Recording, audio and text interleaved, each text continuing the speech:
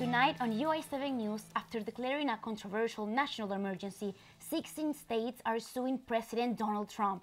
With two more cases of measles reported in the area, there's officially an outbreak in Champaign County. We talked with an expert. An actor, Jussie Smollett, thought to be the victim of a hate crime, has now been arrested. UI7 News starts right now.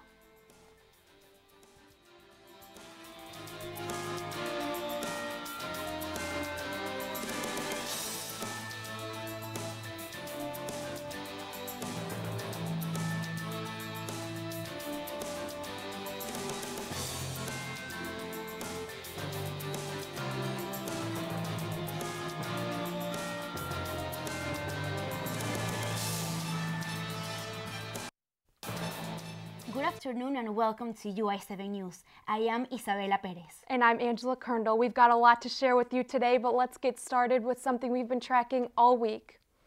16 states have filed a lawsuit against President Donald Trump due to his self-declared national emergency. After declaring a national emergency to reallocate billions in additional funding for his border wall, President Donald Trump has met opposition. The state of California is leading a coalition of 16 states that are arguing Trump's declaration is a risk to their citizens, resources, and economies. The suit will be filed in the Ninth Circuit, the U.S. District Court in San Francisco. Trump himself predicts that the case may even end up in the Supreme Court.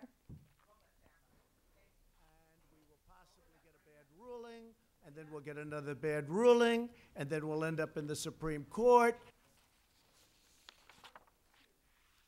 Disapproval for Trump's declaration goes beyond just the 16 states. In a poll conducted by NPR, only 36% of Americans approved Trump's emergency declaration. Democrats and a handful of Republicans have expressed disapproval of Trump's superseding their power to allocate funds. Lawmakers could challenge Trump's declaration. However, it is unlikely that a supermajority could form to override a likely veto of any resolution they put forward. Some lawmakers are still expressing resistance, though, in the form of Protecting Disaster Relief Funds Act, a bill which would block Trump from using funds allocated to be spent only in the event of a natural disaster. Citizens are resisting too, as protests spread across the 16 states which filed lawsuits, with one even taking place here on campus. UI7 Stephen Cohn witnessed one such protest and is here to tell us a little bit more about how locals are reacting to the declaration. Stephen? Thanks, Isabella. That's right. Members of the Champaign-Urbana community took to the streets on Monday afternoon as one of the more than 200 President's Day protests around the nation.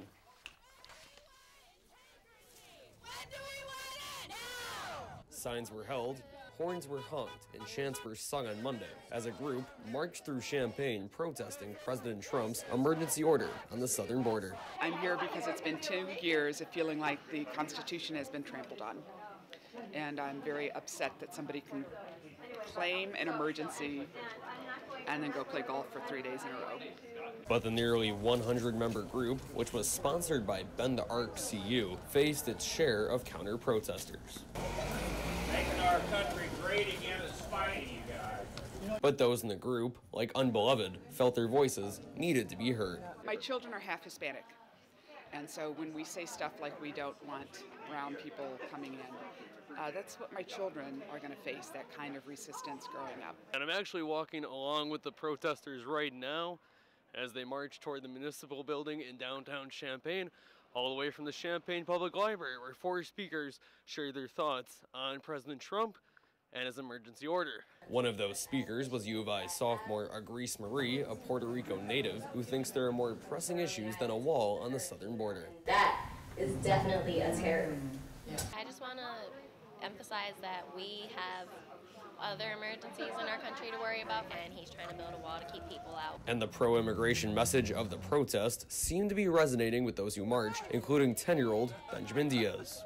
Everybody should be welcome here. The United States is supposed to be a home for all, not just the people who live here now. Everybody should live here. And outside of a few people voicing their support for Trump's efforts, I didn't see much backlash from an anti-immigration group at the protest, but we'll continue to keep an eye on this story as it develops. Wow, Stephen, that was a great story. Thank you so much. We saw a lot of diversity in the group. Yeah. So that is the political atmosphere. How is the local weather, Tommy? Yeah, thanks, Isabella. It's so great to be on. It has been a crazy couple weeks in weather. So let's take a quick look at what the weather's looking like right now. Today we had a high of 39 degrees with a little bit of cloudiness. It ended up not being too bad. Sun sets in right now at just about a half hour at 5:35. And then tomorrow we will be heading up with a high of 44 degrees. Should be a little bit of sun, but mostly cloudy. Winds up to 13 miles an hour going east. But that's it for now. For more and for our full forecast, be sure to stay tuned into the show, and we will be back later.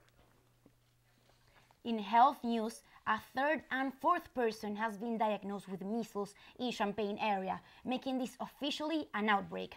However, according to an official of the Champaign-Urbana Public Health District, the community is well prepared for this type of outbreak.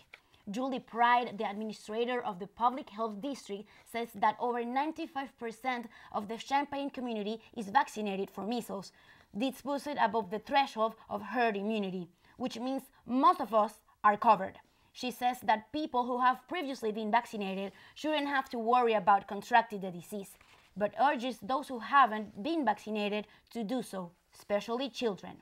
If people are not vaccinating their children, I would urge them to go in, talk to their healthcare provider, and find out if there is some sort of a vaccination schedule that they can get on for their kids that make them comfortable, but get them vaccinated.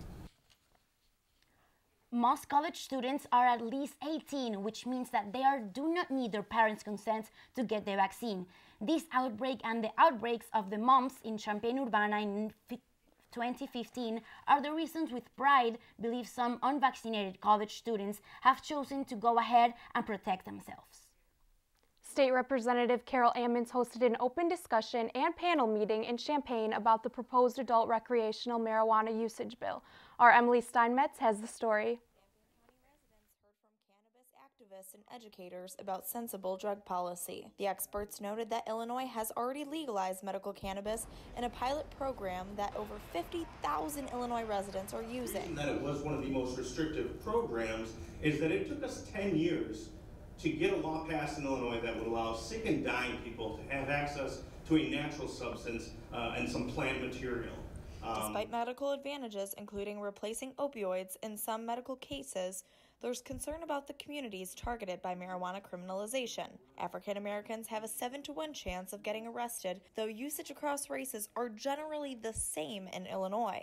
Legalizing recreational adult use of marijuana would enact a social equity program. The legislative panel explained that even within the bill itself, they may run into similar issues. But we don't want communities to be targeted because they got 6 plants instead of 5. And that's problematic in my estimation of the number of plants for homegrown. The proposed bill would have many of the same laws as tobacco products and alcohol, with limitations on when, where, and how much consumers can use and obtain. Champaign County residents, young and old, left with far more clarity tonight.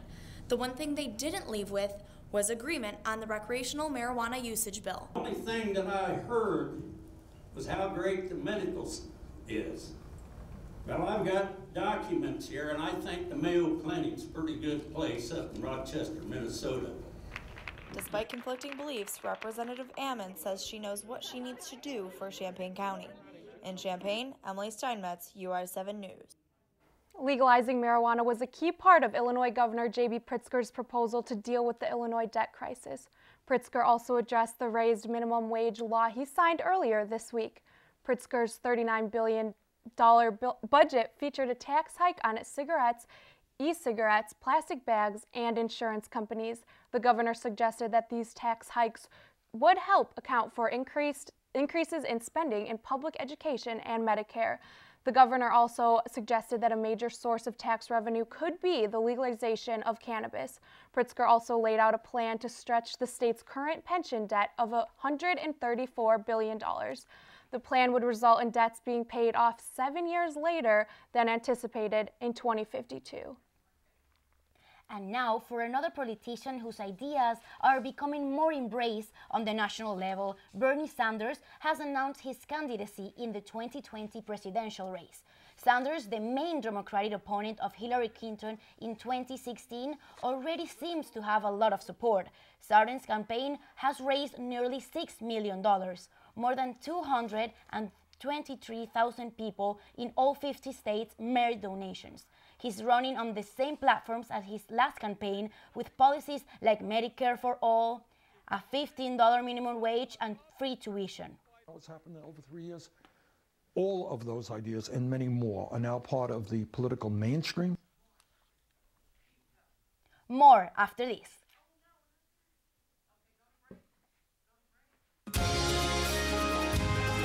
Cuban links, designer links, think the world's finest shoes. Hashtag blessed.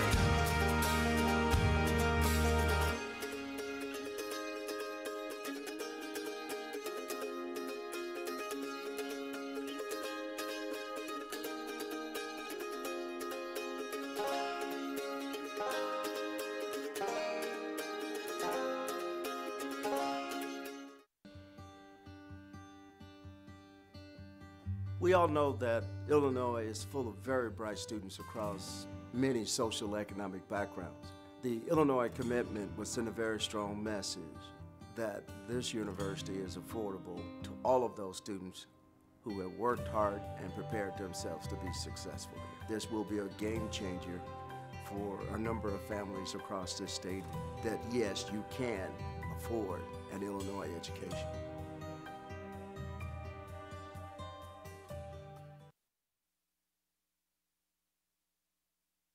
There's a lot going on this week. We aren't able to fit it all into the 30-minute we have with you. But here's a quick look at some international headlines. In international news, Russian President Vladimir Putin has threatened action against the U.S. should they put missiles in Europe. One other piece of international news, a fire in Bangladesh killed at least 70 people, following up a big story from last month. The teenager from Covington Catholic High School, whose encounter with a Native American protester was heavily publicized, is now suing the Washington Post for $250 million. And the story that's been developing for more than a year now, the U.S. Justice Department is preparing for the Mueller report sometime next week. Syracuse basketball coach Joe Bayman hit and killed a man walking across the interstate with his car. And for some good news, a turtle long feared to be extinct has been found in the Galapagos Islands. And that's a look at your headlines from around the world. Addressing issues of scandal, sexual abuse, and now procedural steps continue to emerge from the Vatican. The Vatican admitted earlier this week that there's a secret guidelines for priests who father children. A Vatican spokesperson says the document was created in 2017 and is not intended for publication. It summarizes a decade's worth of procedures that prioritize the protection of the child. The guidelines request that the father leave the priesthood to take care of the children of the ordained. But there is nothing in canon law that forces priests to leave the priesthood for fathering children, and only the priest himself can ask to resign. The children of priests are turning more to DNA tests to prove that their parents are either priests or none. The website Copying International is a supporting group for children who find they are product of church scandal. There are no statistics of how many children exist, but the website has 50,000 users in 175 countries. Pope Francis is hosting a summit about sex abuse and scandal today through the 24th. Last Friday, a shooting with an illegally accessed firearm in Aurora, Illinois left 5 people dead and 5 police officers injured. The community of Aurora is now trying to move on from this tragedy by honoring the dead, as well as the bravery of the police officers who brought the shooting to an end, killing the gunman. The fatal spree took place at Henry Pratt Company warehouse, where the shooter formerly worked. He opened fire on his co-workers after he learned that he had been laid off. The shooter was carrying his handgun illegally. Originally, the weapon was legally bought with a firearm owner ID card, but his ID was revoked when officials discovered that the shooter was a convicted felon with a history of domestic violence. Despite the fact that his card was revoked, his gun was never seized by authorities. Well, how do attacks like this one in Aurora, Illinois happen, and how is your community working toward violence prevention? Leah President takes a look at both sides of the issue. A deadly mass shooting occurred in Aurora, Illinois, causing 6 fatalities and 6 injuries. The shooter gained the weapons he used to slaughter legally, even though he committed a felony aggravated assault that should have disqualified him from gun ownership. This creates the same dilemma that divides the country every time a gun-related tragedy occurs. Now, what needs to be done about the gun? Members of the pro-gun organization Guns Save Life have been rather vocal about their desire to keep guns in the hands of Americans as a constitutional right. However, some members believe that misconceptions and flaws in the law are the reason that shootings occur. Well, a good portion of it would be if our federal government and would communicate with each other. A lot of the times, the people who end up with these firearms in their hands doing these mass shootings should never have had them in the first place. Reactions when it comes to firearms is always emotional, based on backlash of something that happened, rather than being intellectual, based on how something works and whether it's effective or not. And all it's done is create more division, I think, when it comes to that. If people on both sides of the issue just want what's best for each other, then why is it so hard to find a middle ground?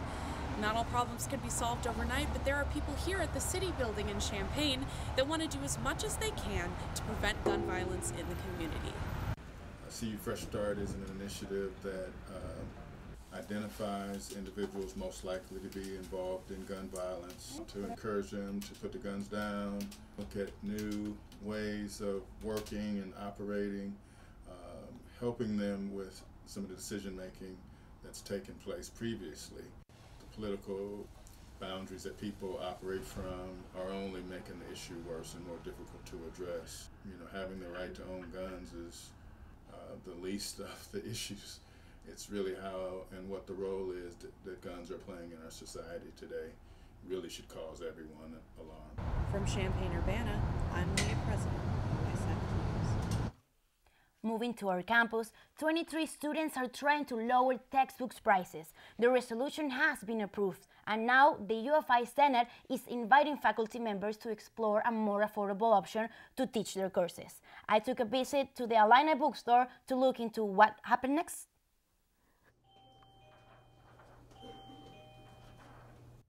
Tuition is not the only weight on student minds and bank accounts. Vikram Sardana is one of the sponsors of a resolution that wants to make school materials more affordable at the University of Illinois. What we want is for this administration to work with the students on campus to make this school as affordable as it can be in the classroom and out. The campus Senate already passed their proposal. However, not all the faculty senators are positive about the results of the resolution. I think the results of the resolution are mostly something that's just going to be spiritual. I mean, there's not a whole lot you can do about this problem.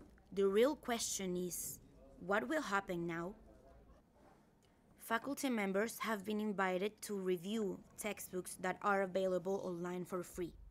For each book reviewed, professors get a reward of $200. The hope is to integrate more online materials and make professors aware of lower-cost options. We are now at the Illini bookstore. All the books that you can see in this aisle cost between $100 and $200. I wonder, if books go online, what would that mean for this store? We'll have to change quite a bit, because obviously we won't need as much room in our textbook sales floor, right? It's good, we'll just have to adjust. In Champaign, I am Isabela Perez, UI7 News. And now I'd like to take some time to recognize an important U of I graduate alumnus in honor of Black History Month. Dr. Henry T. Sampson became the first African American in the U.S. to earn a PhD in nuclear engineering. He was a pioneer in technology using modern cell phones with his co-patent of the gamma electric cell. Sampson earned achievement for his contributions in the U.S. Navy and a California Aerospace Corporation. He is also a renowned author and film historian who produced documentary films on early Black filmmakers. Sampson passed away on June 2015. Coming up, Tommy Paulson with your full weather forecast.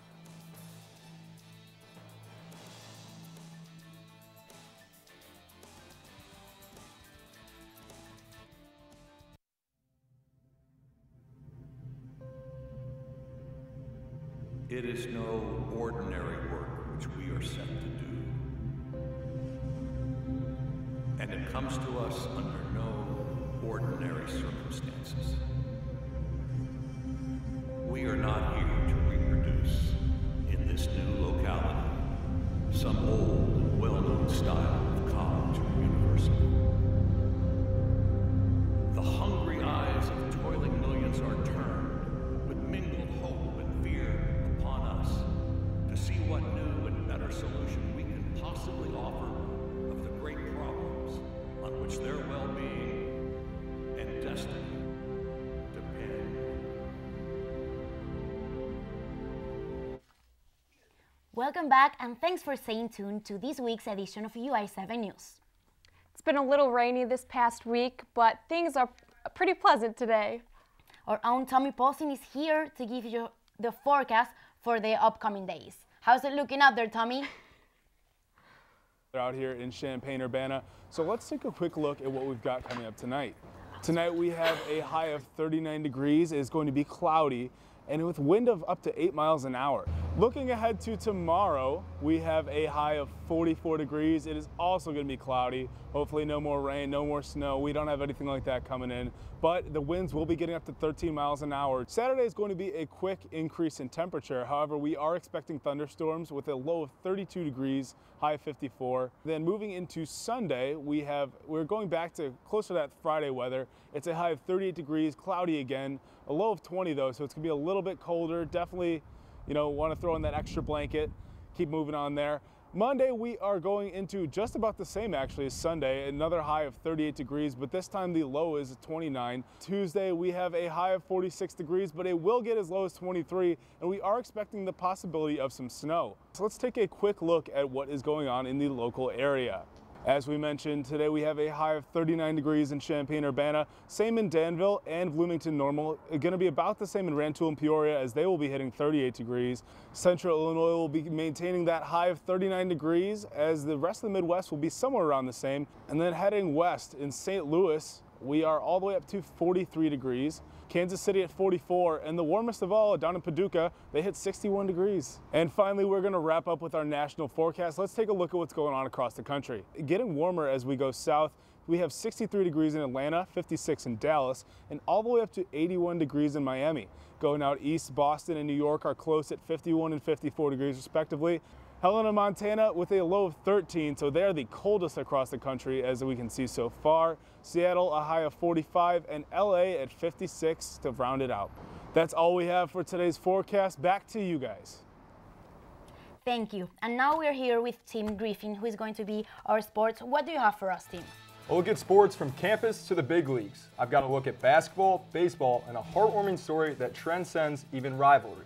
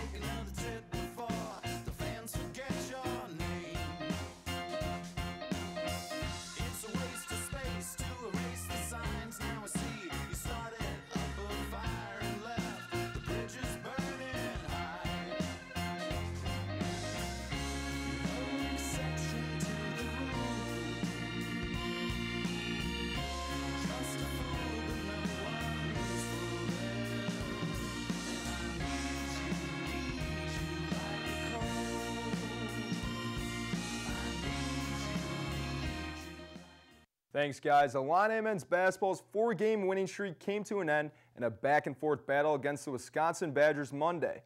The Illini fell to number 22 ranked Badgers 64-58. Freshman standout Ayo Dosunmu continued his hot streak, leading the Illini with 13 points, and senior Aaron Jordan added on 12 points as well. This would have been the Illini's first 5-game conference winning streak since 2013 and the first win over the Badgers since 2011. Brad Underwood and company will host Penn State Saturday as a special ceremony will take place honoring the 30th anniversary of the Flying Illini. While men's basketball streak ends, baseball streak is just beginning. Last weekend, the Illinois baseball team kicked off its season with a 3-0 sweep on the East Coast, including wins over number 20 Wake Forest, Georgetown, and Sacred Heart University. This is the team's best start since 2015, when the Illini made a run to the College World Series, and the Illini are showing plenty of potential for another run. In other baseball news, top free agent Manny Machado has finally found a home. Tuesday, Machado agreed to the largest free agent contract in American sports history with the San Diego Padres. Machado locked down a 10-year, $300 million deal. The four-time All-Star and two-time Gold Glove winner chose the Padres over the White Sox, Phillies, and Yankees. Machado started the 2018 season with the Orioles before being traded to the Dodgers, where he helped them secure a World Series berth. Many of us will always remember Purdue student and superfan Tyler Trent, who lost his battle to cancer earlier this year. One Purdue student took it to the next level to honor his memory. Honestly, the emotions just completely overpowers the pain right now.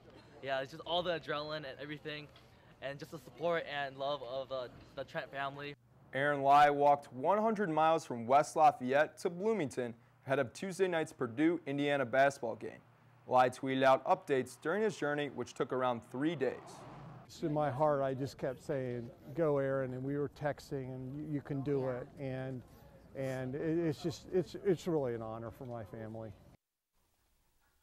Thanks, Let's update Tim. back to you guys. Thanks, Tim. Well, Tim got us all caught up with sports, but I think there's a big event coming up this weekend. That's not a game. Isabella, you have more? That's right, Angela. There's a big event this weekend, the 91st Academy Awards. The Oscars are only a few days away, and the show is still without a host. While analysts and the industry experts debate over who the frontrunners and favorites are for the film's most prestigious awards, many are still unsure who will be the face of the Sunday broadcast. Some are speculating that comedian Whoopi Goldberg might fill the role that fellow comedian Kevin Hart once held. While a consensus has already formed around many of the awards, experts are still split on which film will make away with the big prize, Best Picture. The film Green Book has been successful so far this award season and is the favorite to win Best Pictures. Others, however, suggest there's a real chance that Alfonso Cuarón's film Roma could win. The film, which was released on Netflix, would give the streaming service its first Academy Award. Speaking of entertainment news, 3 weeks ago, Empire star Jussie Smollett was thought to be the victim of a hate crime. Today, Smollett was arrested by Chicago police under a felony charge for staging the attack. Smollett originally reported that he had been attacked by two men who tied a rope around his neck and attacked his race and sexuality with slurs and hate speech. Police now believe Smollett fabricated the story for the purpose of furthering his career. Following the incident, Smollett did not fully cooperate with the police, and police couldn't find any video footage of the attack. Police eventually found two suspects, Nigerian brothers, both of whom Smollett had a working relationship with. The brothers called to testify before a grand jury provided information which changed the trajectory of the investigation. Smollett turned himself and was subsequently arrested. Smollett's bail is currently $100,000. He could face up to 3 years in prison, as well as be held accountable for the costs of the investigation. And that concludes today's edition of UI7 News. Make sure to follow us at UI7 News on Twitter, like us on Facebook, and subscribe to us on YouTube to stay up to date with the latest area news. Thanks again for joining us this afternoon. Take care, Champaign-Urbana and UI7 News. I'm Angela Kerndall. And I am Isabela Perez. Thanks for joining us. We leave you with the sounds of Young the Giant, who played in the Canopy Club on Tuesday night.